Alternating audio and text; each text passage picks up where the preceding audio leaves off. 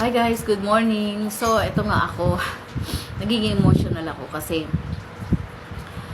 um, kaninang alas 12 ng madaling araw, bigla akong nagising, hindi ko alam kung bakit. Bigla akong nagising at hindi na ako nakakatulog.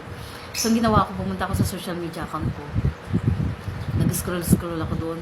So, biglang nag-ulanan yung mga sa newsfeed ko, yung tungkol sa nangyari sa mag-ina sa Santa Maria, Bulacan. Yung namatay yung tatlong anak niya, yung isa, 1 taon, yung isa, 3 taon, yung isa, 6 na taon. Pati kasama siya. So sabi, nagkaroon ng hindi pagkaunawaan ng mag-asawa. So, nagkaroon ng yung lalaki. Tapos, dapat daw sana mag-usap sa barangay kasi nga hihingi ng mga dapat hingin, mga sustento, mga ganun bagay, magpaayusin o ano ba. Pero hindi na nangyari kasi nga yung nanay, sabi nila, kasi dun sa sunog na yun, nakita nila na hindi sunog yung mga gamit Ang nasunog mismo is yung mga katawan ng mga bata. Siya. So sabi may thinner daw na nakalagay doon na posporo. So, ang sa akin, sabi, ang nanay, depression daw. Sa totoo lang, kung bago na nangyari yun, kasi nadanasan ko yun, naranasan ko lahat ng yun, yung mga ganung bagay, naranasan ko yun, masakit, sobrang sakit, yung bagong panganak ka, yung mga nganak ka na lang, na alam mo yung sitwasyon mo, dahil ako dati cesarean na hihiwain yung mo, dahil lalabas mo yung anak mo na walang kasiguraduhan kasi nag-iba na ng buhay ang partner mo. So dinanas ko yun hanggang sa after a year, kailangan ko maghanap ng buhay, maghanap ng trabaho. Pero bago yun, yung 1 taon na yun na bagong panganak ka, nagkaroon din ako ng postpartum, nagkaroon din ako ng lahat. Pero araw-araw, gabi-gabi, umiiyak ako. Naayaw ko magbukas ng pinto. Nandun ako sa bahay ng ate ko.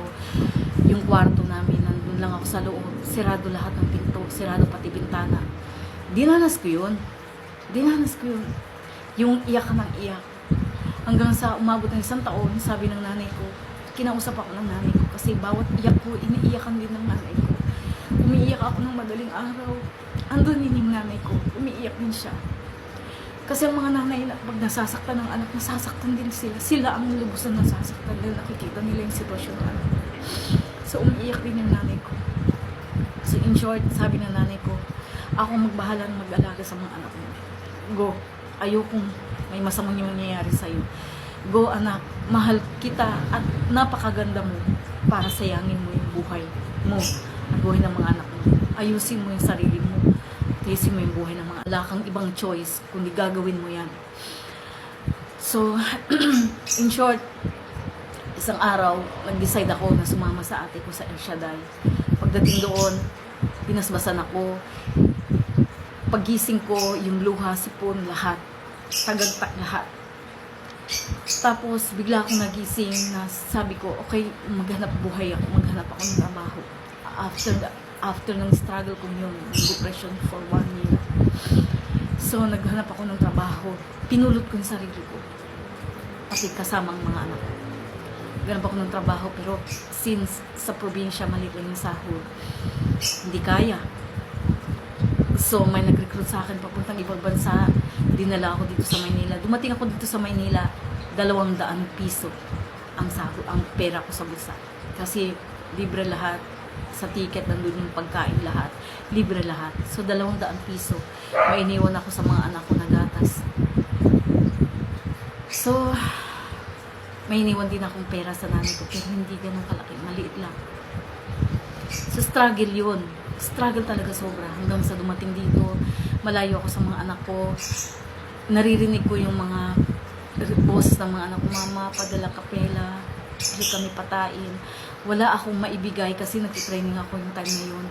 Tumating sa punto na i-e-end ko na ang sarili ko, ang buhay ko. Pero isa lang ang nangyari sa akin na dapat inumin ko.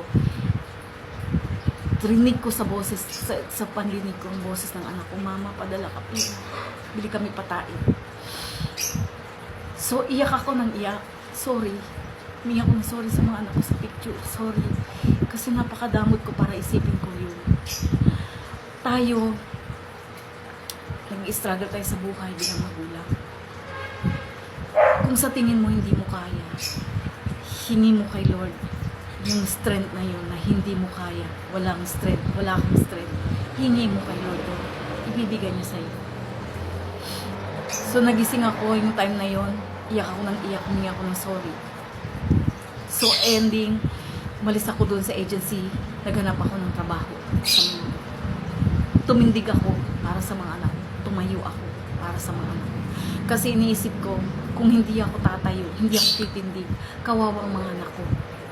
Bakit ko ipapasa ang bigat sa mga anak ko na wala naman silang kaalam-alam sa sitwasyon namin ng tatay nila?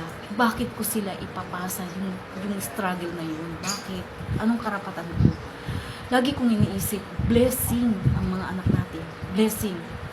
Wala akong karapatan na, alam mo yun, yung kawawain yung buhay nila, yung i-deprive sa kanila yung buhay na karapat-dapat sa kanila. Dahil pinahiram lang pinahiram lang sa atin ang mga anak natin. Pinaalaga lang sa atin. Alagaan natin. Pinaalaga ng ni Lord sa atin yung mga anak natin. Alagaan natin. Lalong-lalo na anak mo yun. Alam mo yung dugot laman mo. Bakit mo kailangan idamay kung hindi mo kaya doon sa problemang yun na dumating sa buhay ninyong mag-asawa? Kung hindi mo kaya, bakit mo kailangan ipasa sa mga anak mo yun? Napakadamot mo namang magulang. Yun lang, bago ako, napaiyak lang ako na naawa ako sa mga bata. Naawa ako sa mga bata. Kasi, alam nyo,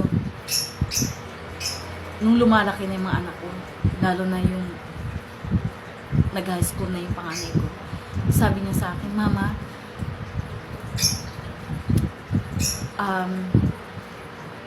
bakit mo kami hindi nagawang iwanan? Kasi sa hirap ng buhay na dinanas mo, bakit hindi mo kami nagawang iwanan? Kasi ako, blessing kayo sa akin. Kaya ako hindi magawang magalit sa ama ninyo. Kasi blessing kayo. Kung hindi man kami para sa isa't isa, kayo, blessing kayo yung dumating sa akin. Kayo yung Xerox copy ko. So, anong dahilan na para kawawain ko kayo? Na para magalit ako sa inyo? Dahil blessing kayo sa akin. So, turing natin yung mga anak natin na blessing. Kasi, pinagkaloob sa atin ni Lord yun. Binless tayo ni Lord ng anak. Anong karapatan natin na i-end yung buhay nila kasama ng buhay natin? So, yun lang guys. Lahat naman tayo struggle. Nagutom. Masakit sa loob. Nagkaroon ng depresyon. Pero tumindig tayo. Isipin natin ng mga anak natin na walang aasa kundi tayo lang. Tayo lang na nanay. Tayo lang ang tumayo. Tumindig sa sarili natin mga paa. Kung hindi nyo kaya, ihingi nyo kay Lord. Sabihin nyo kay Lord, Lord, ilagay ko ito sa mga paa ninyo. Ialay ko ito lahat sa inyo. Kayo na po ang bahala sa aming mag-ina. Hindi niya kayo pababayaan. Hindi ako perfecto ni ina. At hindi rin ako tapos sa pag-aaral. Pero ito lang masasabi ko sa inyo. Ginawa ko lahat para sa mga anak. Wala tayong karapatan na isali ang mga anak natin sa problema natin. Sa problema natin mag-asawa, sa problema ng ama nila. Wala tayong karapatan. Kasi anak natin yun. Blessing yun. So yun lang guys.